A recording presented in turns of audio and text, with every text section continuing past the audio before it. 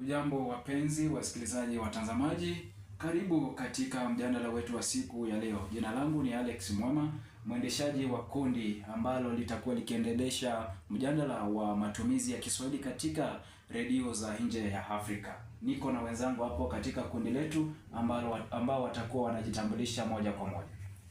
Nami langu jina ni Kalutini, mwanafunzi wa chuo kikuu cha Rongo nasomea taaluma ya wanahabari. Nami ni Dennis Mukisumbale, mwanafunzi wa chuo kikuu cha Rongo nasomea wanahabari na utangazaji.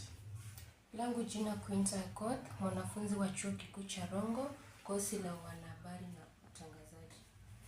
Naam, katika mjadala wetu wa siku ya leo tutakuwa tukijadili matumizi ya Kiswahili katika redio za nje ya Afrika, tukirejelea baadhi ya redio kama watakavyosema wenzangu.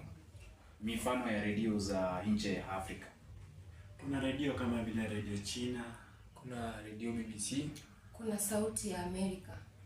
Tutakuwa tukirejelea matumizi ya Kiswahili kupitia vipindi mbalimbali katika redio hizo kama tutakavyokuwa tukiendeleza mazungumzo yetu. Baadhi ya vipindi ni kama vipindi vipi? kuna Dira ya Dunia. Kuna Dira ya Dunia. Hiyo kipindi kiko katika redio gani hiyo? Katika BBC, redio ya BBC, na huangazia matukio ya kimataifa na barani Afrika. Matukio ya kimataifa. Matukio ya kimataifa ni kama vile kuna mambo mengi yanatokea katika dunia mbalimbali kama vile vita. Mambo kama hayo, ama unamaanisha nini unapojaribu kusema matukio ya dunia ya mataifa? Inaangazia kama vitu ambavyo vimetokea hivi karibuni katika mataifa, katika nchi mbalimbali, kutoka mataifa na katika mataifa mbalimbali. Shwari kabisa. Tuko na vipindi kama vile pia habari za kila siku. Vipindi hivi vinajaribu kuleta matukio ya mara kwa mara katika maeneo mbalimbali, katika mataifa mbalimbali. Ni vipindi ambavyo vinaleta habari kama kwa lugha ya Kimombo tunavyosema news. So katika vipindi hivyo mnaweza kusema nini wenzangu? Kipindi cha habari za kila siku. Habari za kila siku ni kama vile biashara, ama siasa, vitu zenye zimetoka hivi karibuni. Ama vitu ambavyo vimefanyika katika siku hiyo, siku kwa siku, na mambo ambayo yanafanyika siku baada ya siku. Ndio. Shukrani sana. Tunaendelea na majadiliano yetu kuhusu matumizi ya Kiswahili katika redio za nje ya Afrika, na tutakuwa tukipokea kipindi kinachofuatilia kutoka kwa mmoja wetu pale Quinta. Unaweza kutusaidia na baadhi ya vipindi ambavyo Kiswahili kinatumika? Kuna Leo Afrika. Leo Afrika. Hicho ni kipindi kinapatikana katika redio gani? Radio BBC. BBC. Kwanza tunarejelea vipindi vya radio BBC. Naona huo ndio mwelekeo. Naam. Hicho kipindi cha umekiita kipindi cha Leo Afrika. Leo Afrika. Ni kipindi ambacho kinazungumzia nini?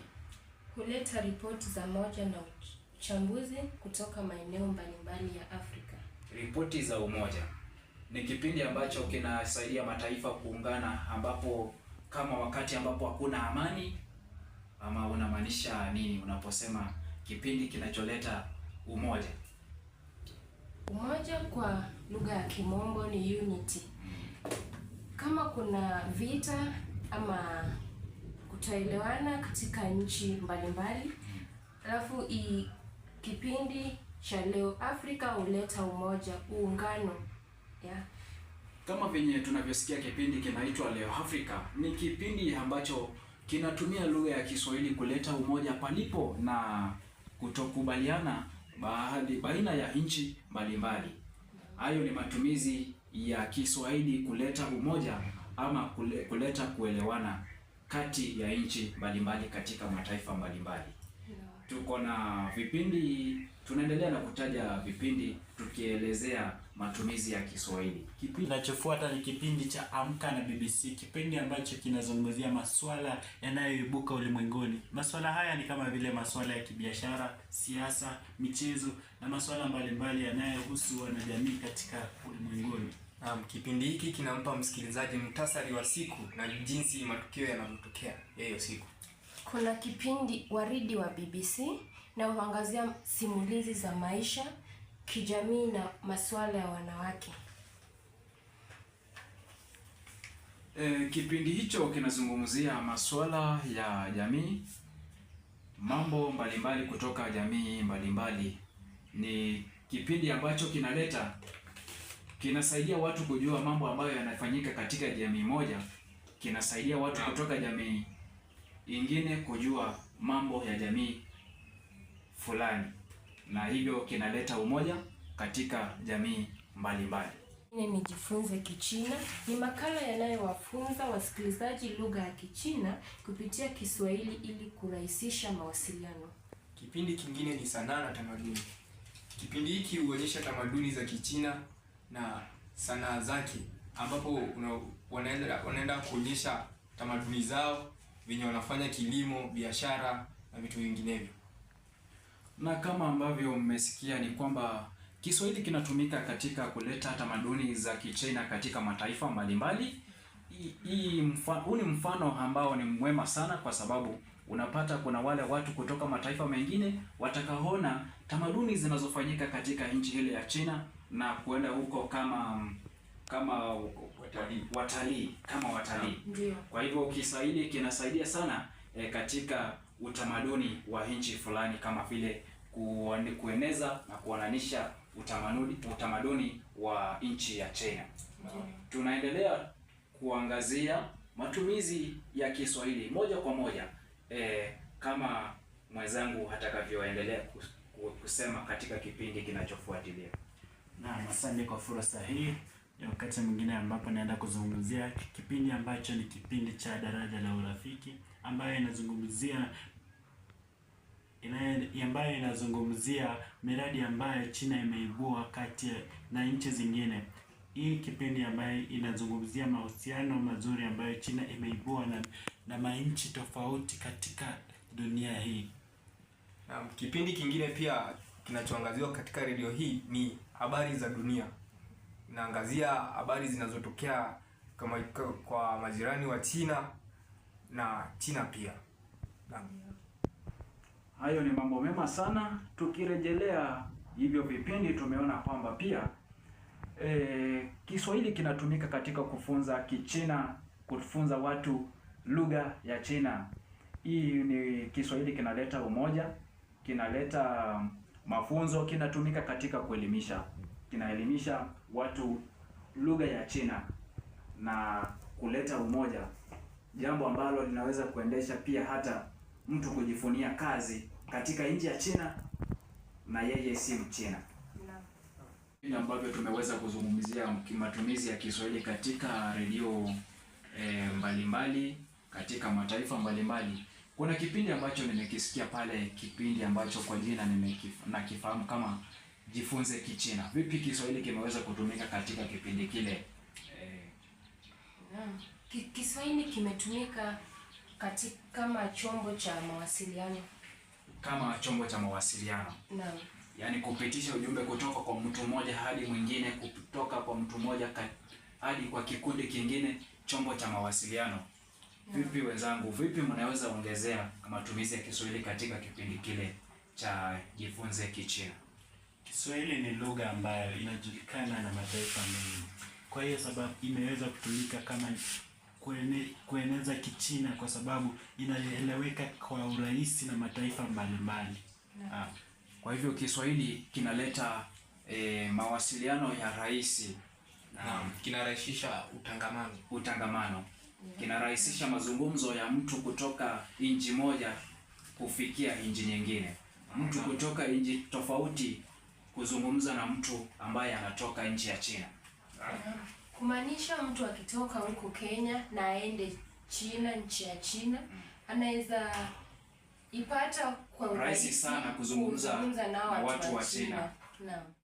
huku tukirejelea vipindi vinavyopatikana katika redio ya Sauti ya Amerika, na tunaenda moja kwa moja katika vipindi hivyo. Tuanze na kipindi cha kwanza kinachopatikana katika redio ya Sauti ya Amerika. Naam, kipindi cha kwanza ni kipindi cha maisha na afya, ambacho ni kipindi kinachoangazia elimu ya afya na vidokezo za jinsi ya kuishi maisha bora. Hiki kama ambavyo nimesikia ni kipindi ambacho kinatumia lugha ya Kiswahili kuelimisha jinsi ya maisha na afya. Inaelezea wananchi kuhusu jinsi ambavyo wanapaswa kujibeba kiafya. Ningependa kuuliza wenzangu, vipi ambavyo Kiswahili kimetumika, ama ni hoja gani ambayo ungeongezea katika kipindi kile cha maisha kinachopatikana katika redio ya Sauti ya Amerika? Naam, kipindi hiki kinapea wasikilizaji maelekezo jinsi ya kujitunza kiafya, kukula vizuri, ku exercise. Hiyo hayo mambo, kufanya mazoezi kila siku. Naam, ya kila siku, ndo mwili ikue fit, ama fit wanavyoita kwa kimombo. Ni kipindi ambacho kinaelezea jinsi watu wanapaswa kujitunza. Naam, kama vile wenzangu walivyosema, Kiswahili pia kimetumika katika kipindi hiki kwa sababu Kiswahili ni lugha ambayo inaeleweka zaidi na watu wengi. Kwa hiyo ni kipindi ambacho kinawapa fursa watu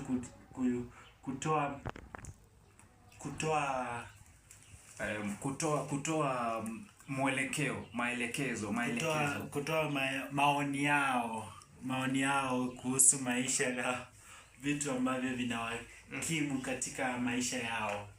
Ndio. Tukiendelea na kipindi cha maisha na afya, tunaona Kiswahili inatumika hapo kukataza watu utumiaji wa sigara na dawa za kulevya kwa sababu zinaathiri afya ya watu.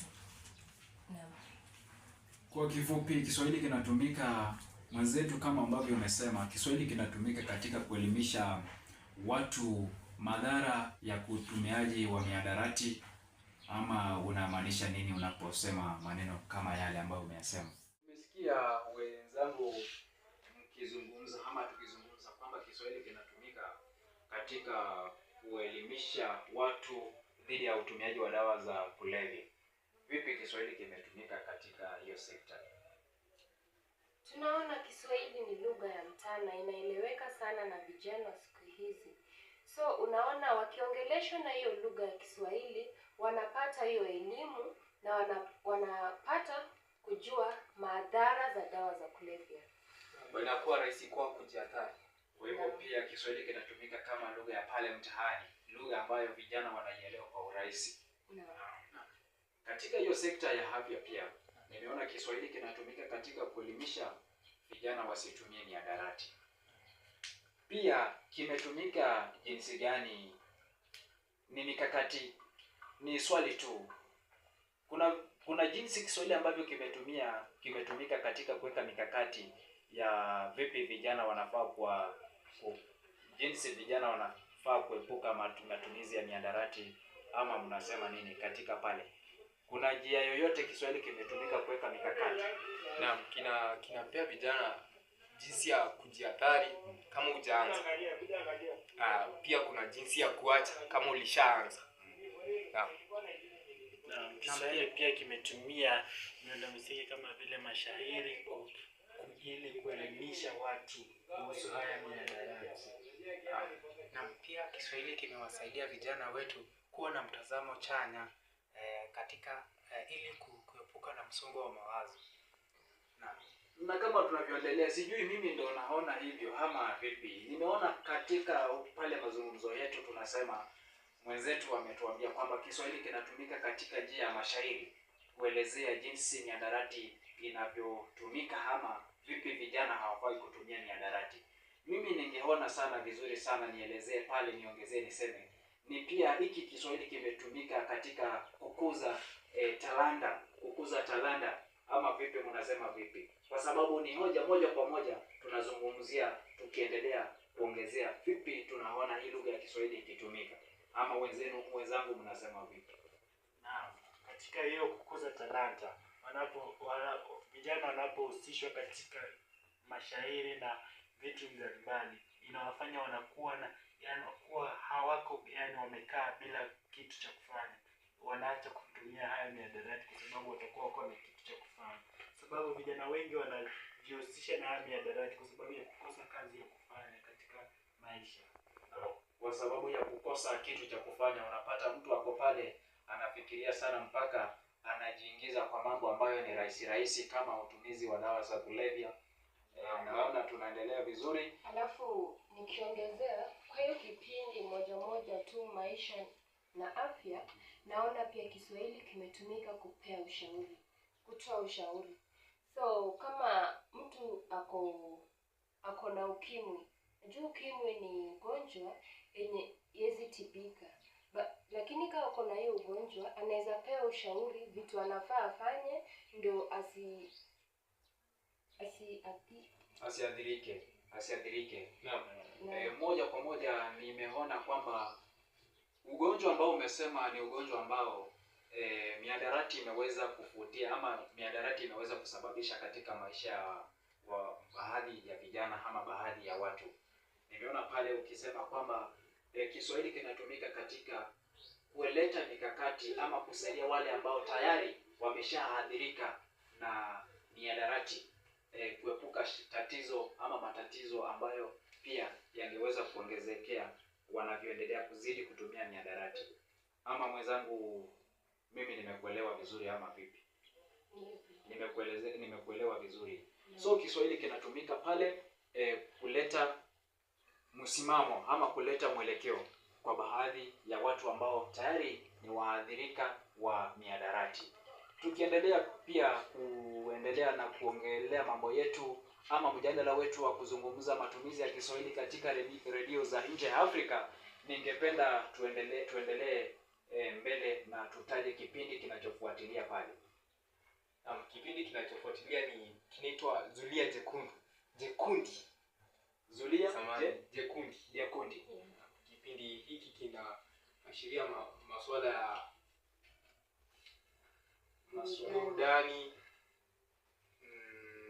burudani, masuala ya watu kuja pamoja, kujumuika ili kukua pamoja kwa njia ya kujiburudisha. Naam.